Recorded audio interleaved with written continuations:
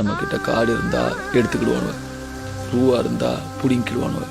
ஆனால் படிப்பை மட்டும் நம்மக்கிட்ட இருந்து எடுத்துக்கிடவே முடியாது சிதம்பரம். படிப்பு தான் என்ன காப்பாற்றும், நான் அதை ஒருபோதும் விட்டு தர மாட்டேன் அப்படின்னு வீட்டை இடிக்கிறப்ப கூட வீட்டுக்குள்ள ஓடோடி போய் தன்னுடைய சொத்தையே எடுத்துட்டு வந்த பிஞ்சு போய் இதயத்தை கலங்க வச்ச காக்கும் கரங்களோட நெகிழ்ச்சிகரமான செயல்.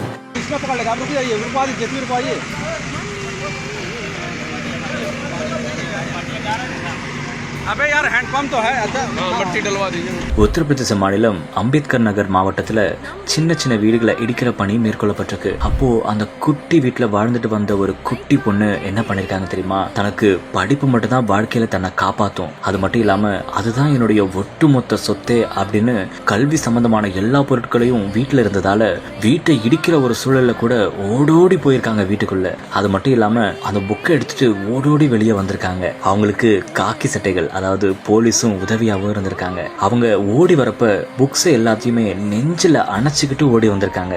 அப்போ அந்த புக்குக்கு எதுவுமே ஆயிடக்கூடாது, அது மட்டும்தான் என்னை காப்பாத்தும் அப்படின்னு எவ்வளோ அக்கறையோட இருக்காங்க பாருங்களேன். இந்த ஒரு வீடியோ தான் இப்போ சமூக வலைதளங்கள்ல எல்லாரும் மனசையும் கலங்க வச்சிருக்கு. இதை பத்தின உங்களுடைய கருத்துக்களை எங்க கூட ஷேர் பண்ணிட்டு போங்க.